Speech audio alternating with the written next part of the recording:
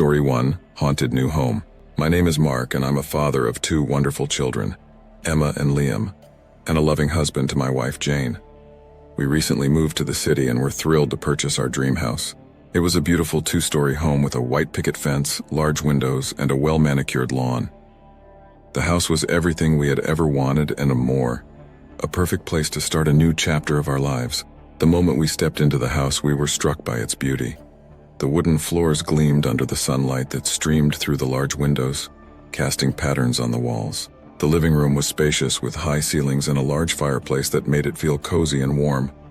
The kitchen was modern and sleek with stainless steel appliances and granite countertops. The bedrooms were large and airy, with comfortable beds and plush carpets, and the backyard was a dream, with a well-manicured lawn, a garden with blooming flowers, and a large deck that overlooked the neighborhood. We couldn't have asked for more, but as we settled into the house, we began to notice something off about it.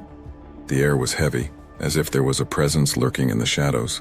The large windows that had initially seemed inviting now seemed to be staring back at us, as if they were watching our every move. The creaking of the wooden floors at night made us feel as if we were not alone in the house, and even the fireplace, which had initially made us feel cozy, now seemed to be throwing out shadows that danced eerily on the walls. It all started on the first night we moved in. Emma, who was 7 at the time, complained of a strange sound coming from her closet. We thought it was just her imagination, so we ignored it. But the next morning, Liam, who is only 4 years old, said that he saw a shadowy figure standing in the hallway outside his room. We again dismissed it as his imagination. Kids often have wild imaginations, especially in a new place. The following day, Jane reported hearing footsteps coming from upstairs, but when she went to check, there was no one there. As for me, I felt as if I was being watched, as if someone or something was following me around the house. The feeling was unnerving, but I chalked it up to the stress of the move and the adjustments we were all making. The incidents kept piling up, each one scarier than the last. We tried to rationalize them, blaming them on our imagination or the newness of the house. But deep down, we all knew that something was not right. One night, we were all gathered in the living room watching a movie when suddenly the TV turned off by itself. We all jumped and Jane screamed, causing Liam to cry. When I tried to turn the TV back on, it wouldn't work. I tried everything, but it was dead. The remote, the buttons on the TV, unplugging and plugging it back in, nothing worked. The next day we called a technician to come and check the TV. He said that there was nothing wrong with it, that it should be working fine. But when we plugged it back in, it still wouldn't turn on. The technician was baffled, and so were we. It was as if the house itself was rejecting the TV. That was when we knew we had to do something. We couldn't keep living in a house that made us feel unsafe and scared. We decided to sell the house and move out as soon as possible, but things only got worse from there. The incidents increased in frequency and intensity. Doors would open and close by themselves, objects would move, and strange noises could be heard throughout the night. One night, Jane woke up to find her jewelry scattered all over the bedroom floor, even though she distinctly remembered placing it in her jewelry box the night before. One particularly chilling night, I woke up to find myself being dragged out of bed by an unseen force. I screamed, waking up Jane, who tried to pull me back. But whatever it was too strong. It dragged me across the room and then let go, causing me to hit my head on the nightstand. I was left with a gash on my forehead and a sense of dread that I couldn't shake off.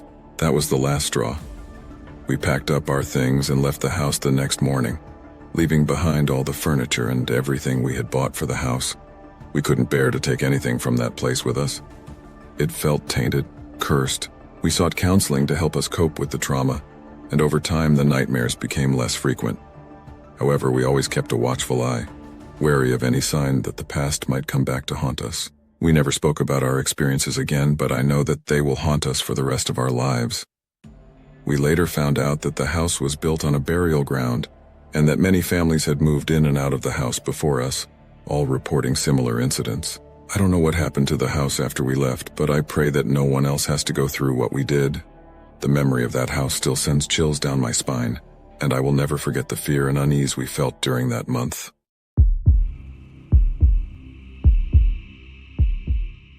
Story 2, A Chilling Tale of Haunted Renovations. My name is Mike, and I'm a civil engineer. I live with my wife, Jane, and our newborn daughter, Sarah. Recently, we decided to purchase a new house in a beautiful locality. We were looking for a place that we could make our own, and after a long search, we finally found the perfect house. It had been unoccupied for the last 10 years and needed some fixing to make it livable. However, we loved the house and the locality, and the price quoted was an absolute bargain. Being a civil engineer, I quickly went about evaluating the house and estimating the approximate cost it might take to make it a home we would love to live in. After some math, I realized that despite the cost of fixing the house, it would still be about 25% below the market rate. Jane and I instantly decided to go for it. The house was old but beautiful. It had a vintage look, with a spacious garden and an open-air jacuzzi. The front porch had old furniture that had seen better days, but we felt it gave the house character. It had a charm that we both fell in love with. As we started renovating the house, I went about checking off the items I had pre-identified that needed to be fixed. However, some of the issues kept resurfacing, which I found very strange. I was thorough in my work, and in my 8 years as an engineer, I rarely encountered problems once they were fixed. About 5 to 6 weeks after we started the renovation, Jane and I started encountering some freaky and scary incidents. It started with doors creaking open and shut on their own, followed by whispers and unexplained noises. We would hear footsteps walking across the room when no one was there, and we would feel an unexplainable chill down our spine. Jane and I were baffled, and we consulted our friends and family for advice. That's when one friend suggested we get a team of paranormal investigators to check the house. At first, I was skeptical, but after some persuasion from Jane, we decided to give it a shot. The team arrived at our house one evening, armed with various instruments to detect paranormal activity. They went about their work, and after a few hours, they came to a startling conclusion. They found that the house had a history of paranormal activity, dating back to the time it was first built.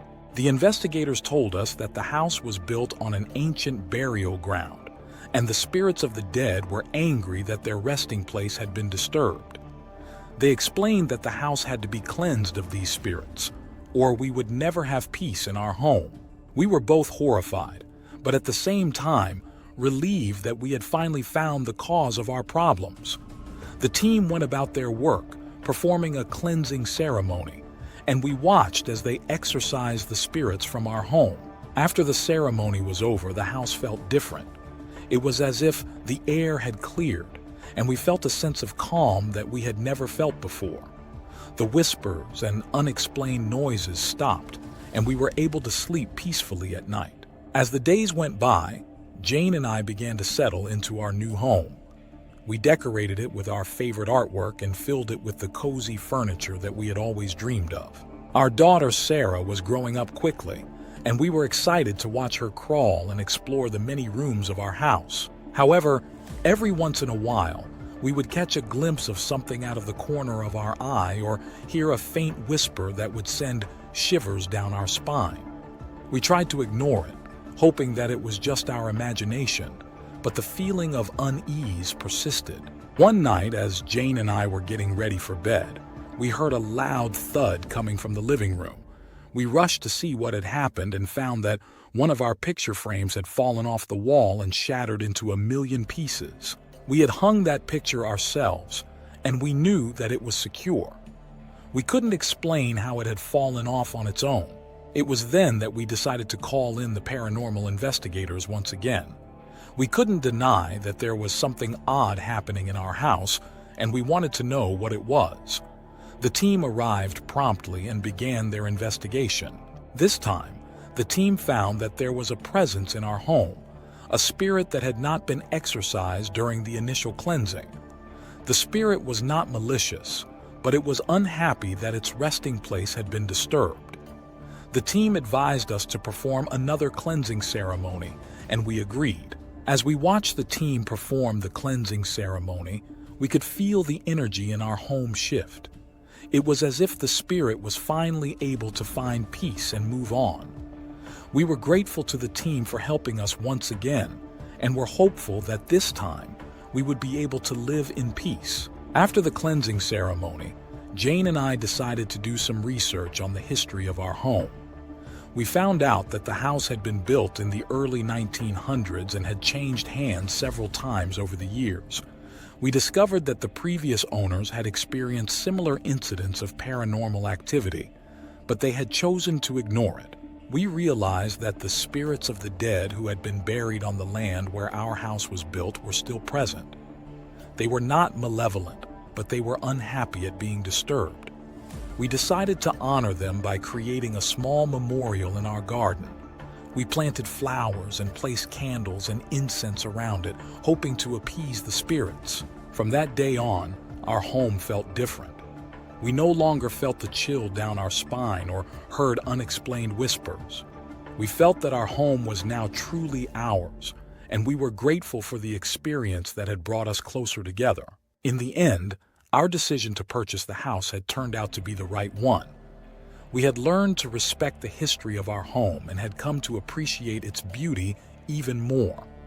We had also learned to be open to the unexpected and to always be prepared for the unknown. As we looked back on our experience, we couldn't help but wonder what other mysteries lay hidden in the walls of our old house. We felt that our home was alive with history and stories, and we were excited to uncover them one by one.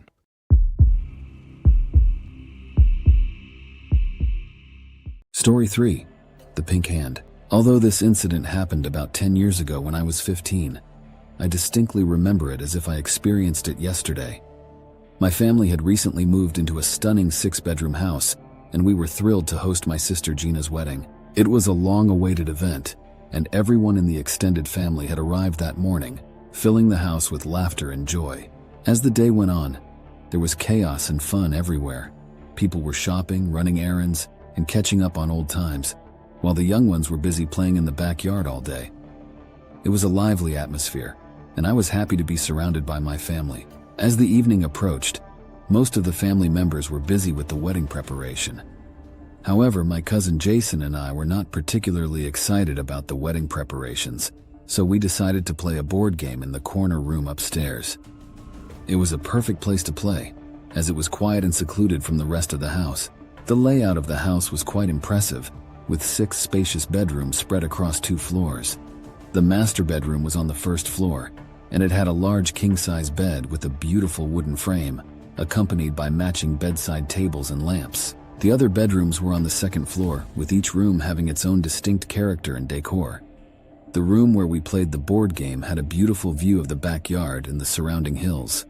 The backyard was large and well-maintained, with a beautiful garden and a pool. We browsed through my impressive board game collection and ended up picking our favorite one, Monopoly.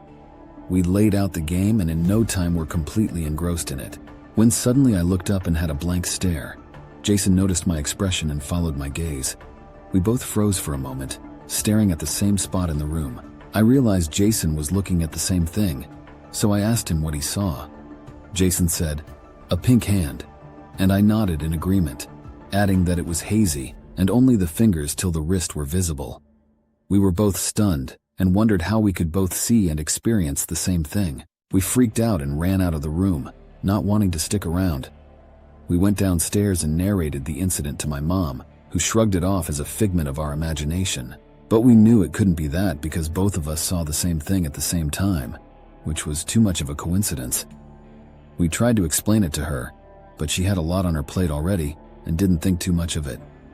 She asked us to wind up the board game and come down for dinner. Jason and I were scared and decided to pack up the game quickly. He got the board and the cards, while I collected the money and player tokens. We decided not to look in that direction, but while packing up, we both felt as if someone was tapping on our shoulder. We were petrified but decided not to look back. We hurriedly packed up the game and made a run for the door. The next week was a living nightmare. Jason and I continued to experience the strange phenomenon, and it only got worse. We mentioned it to our other cousins who didn't believe us at first, but they experienced it too a couple of days later. That's when the family took it seriously, but the adults couldn't comprehend it, as none of them had experienced it. The family members were skeptical, but they could see how frightened we were, so they decided to do something about it. They hired a paranormal investigator to come and investigate the house. The investigator's name was Dr. Harris, and he was a well-known expert in the field of paranormal activities. Dr. Harris arrived at the house the next day, and we explained to him what had been happening. He listened carefully and decided to investigate the room where we had seen the pink hand. He set up his equipment, and we watched nervously as he started his investigation. The first few hours were uneventful, but as the night drew on, things started to get creepy. Dr. Harris's equipment started to malfunction, and the temperature in the room dropped. Suddenly, we heard a loud noise, and we all turned to look at the source. To our surprise, the closet door in the room had opened on its own, and we could see a faint pink glow coming from inside. Dr. Harris approached the closet cautiously, and we followed him closely. He opened the door and shone his flashlight inside. To our horror, we saw a ghostly figure of a woman, dressed in a pink dress. She was staring straight ahead, and her hand was reaching out towards us. It was the same hand that we had seen before.